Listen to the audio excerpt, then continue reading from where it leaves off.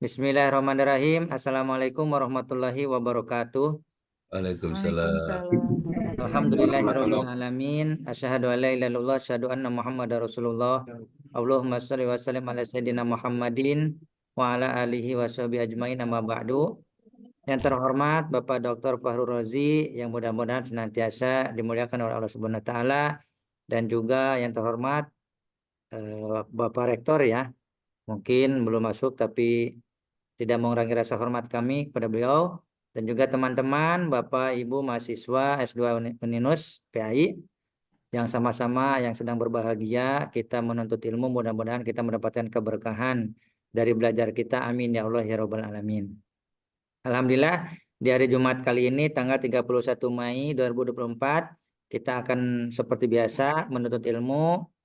Alhamdulillah sudah ada Pak Dokternya. Mari kita mulai dengan bacaan basmalah bersama Bismillahirrahmanirrahim. Bismillahirrahmanirrahim. Untuk yang Bismillahirrahmanirrahim. selanjutnya dipersilahkan saja langsung kepada Pak Dokter untuk memimpin dan memberikan ilmu pada perkuliahan sore hari ini. Terima kasih, dipersilahkan pada Pak Dokter. Ya, terima kasih. Assalamualaikum warahmatullahi wabarakatuh. Waalaikumsalam Waalaikumsalam warahmatullahi warahmatullahi wabarakatuh. wabarakatuh. Selamat sore ya, Bapak dan Ibu sekalian, bahwa kita bertemu kembali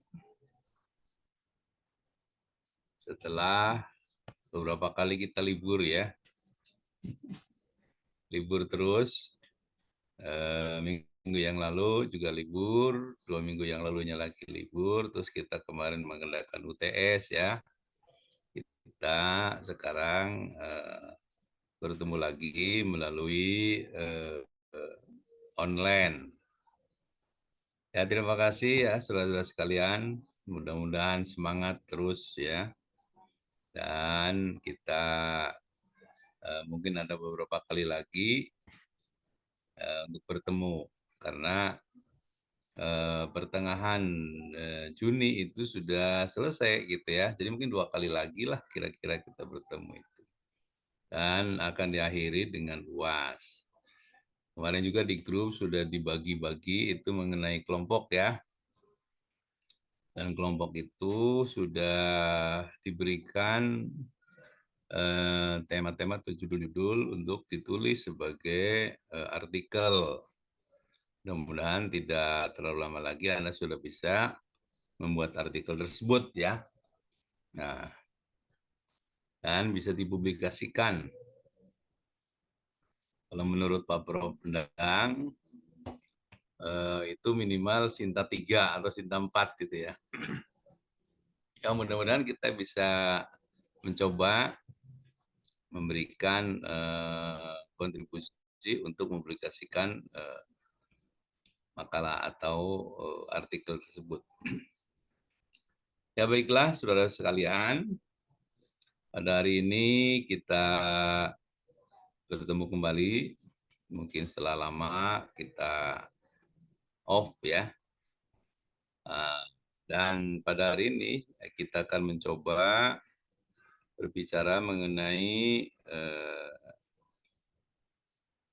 penelitian dengan tema mengenai hipotesis ya. Ini saya share dulu.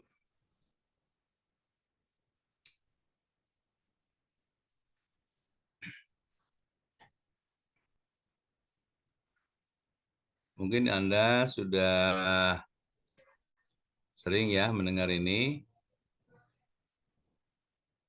Ini sudah ada muncul di layar? Sudah ada Pak Dokter. Jadi Dan coba apa? kita sekarang mendiskusikan, berbincang-bincang mengenai proposisi dan hipotesis ya.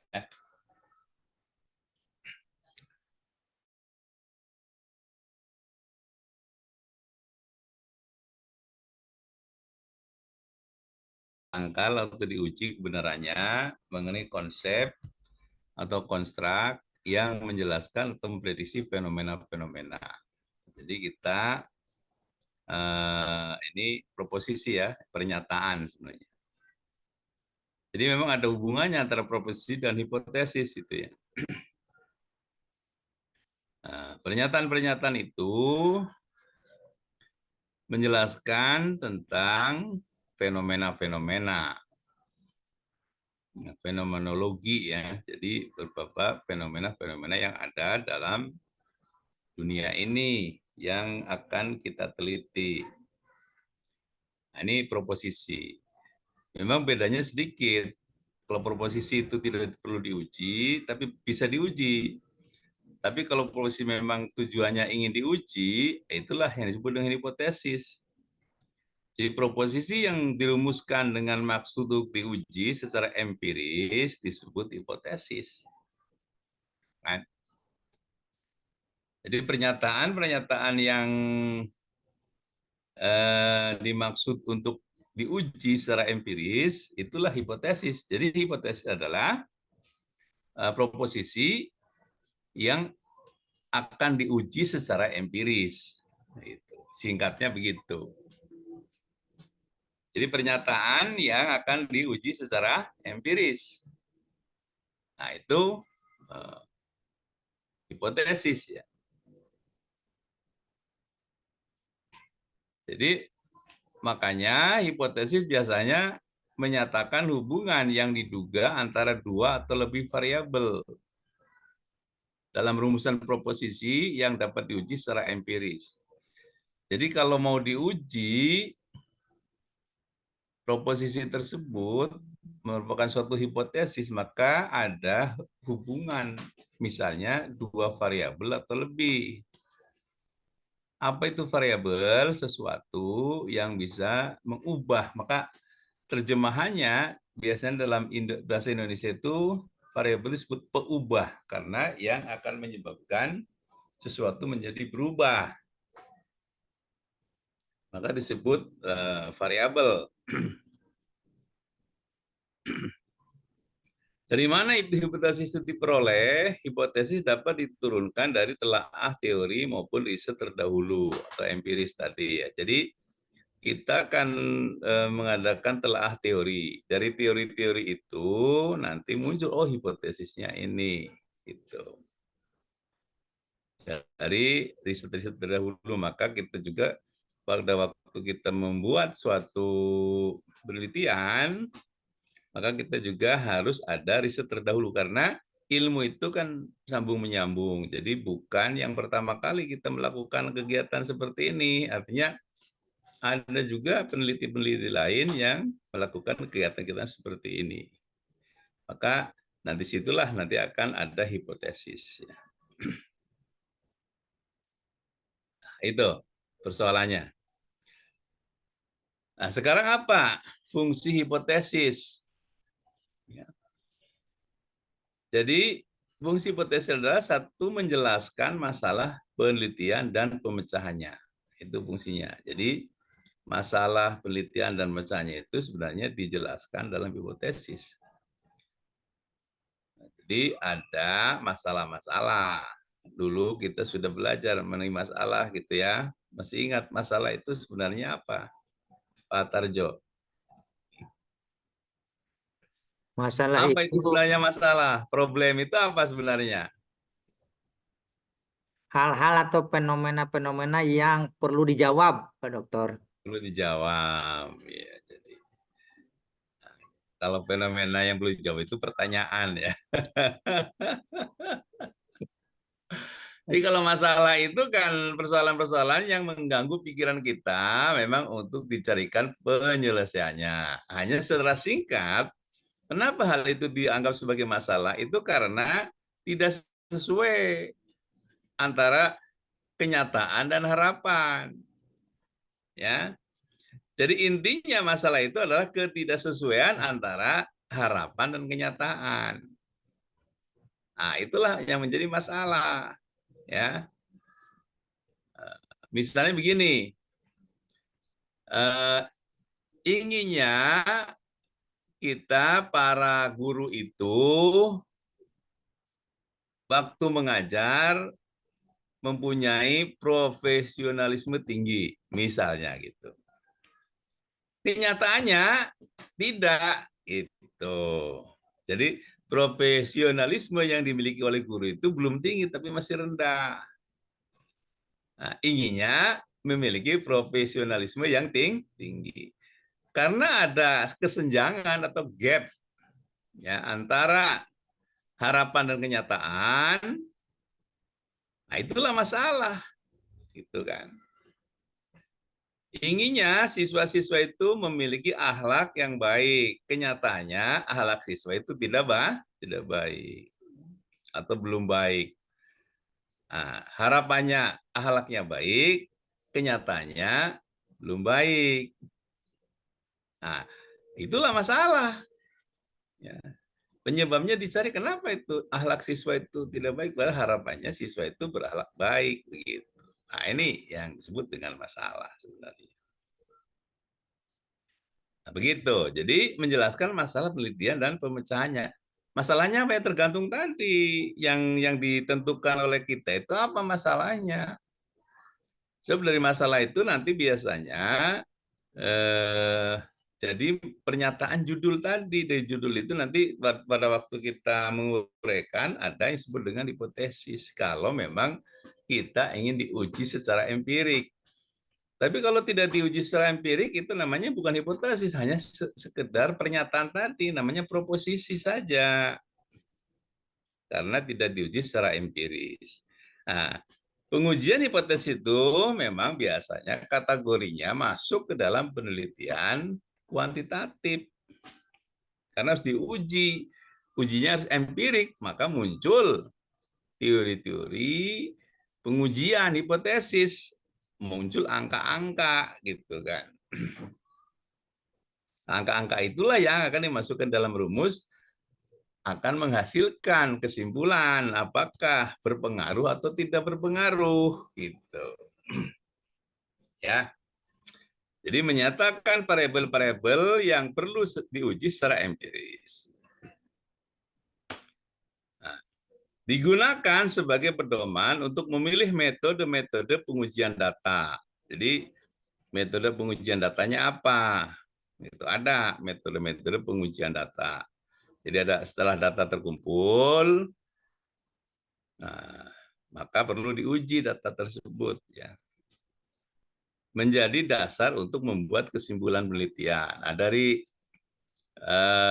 uji hipotesis tersebut, maka akan muncul kesimpulan penelitian. Gitu. Jadi kesimpulan itu adalah hasil uji hipotesis. Gitu ya. Jadi bukan, jadi kalau kita dalam penelitian itu ya setelah kita temuan dan pembahasan, setelah membahas ya kita menguji itu.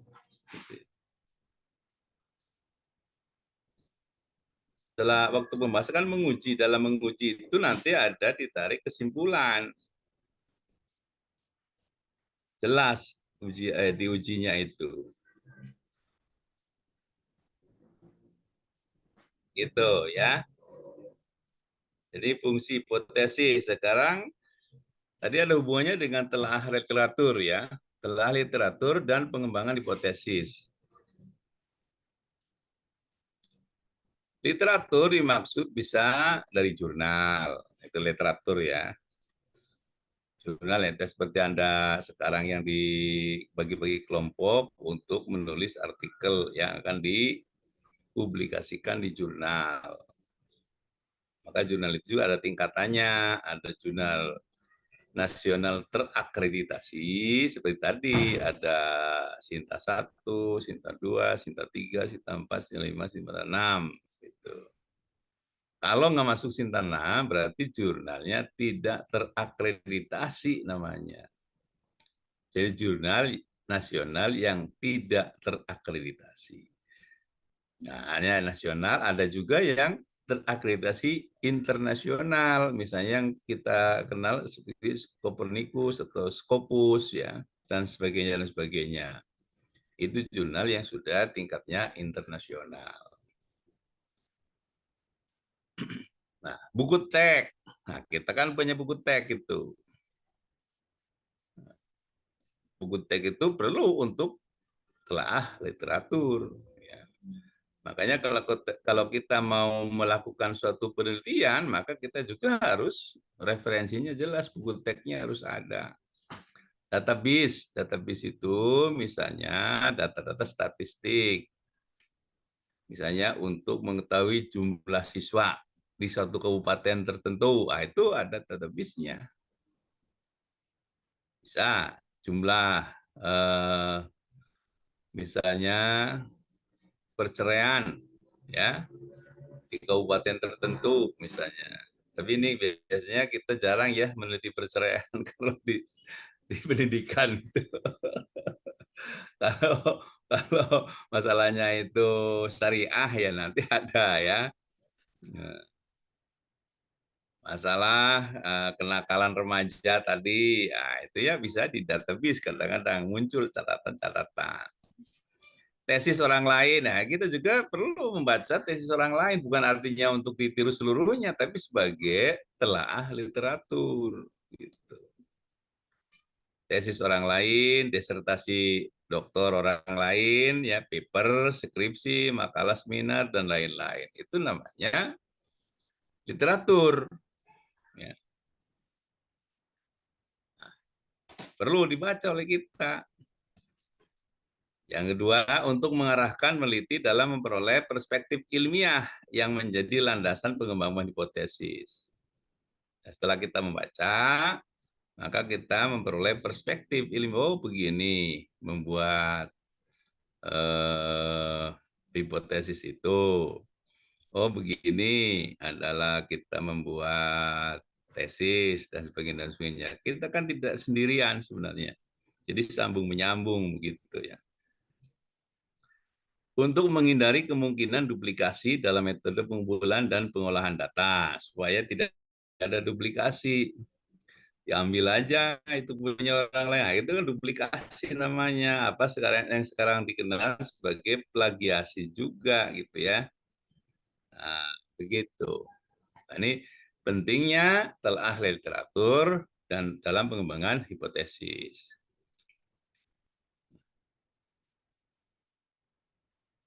Nah, faktor yang dipertimbangkan dalam telaah literatur harus membahas dengan masalah penelitian. Enggak dengan masalah-masalah penelitian. Itu ya. Identifikasi variabel. Variabel kan tadi sudah ya, yaitu sesuatu yang bisa diberikan nilai. Nilai itu misalnya apakah yang mengubah atau yang disebabkan perubahan itu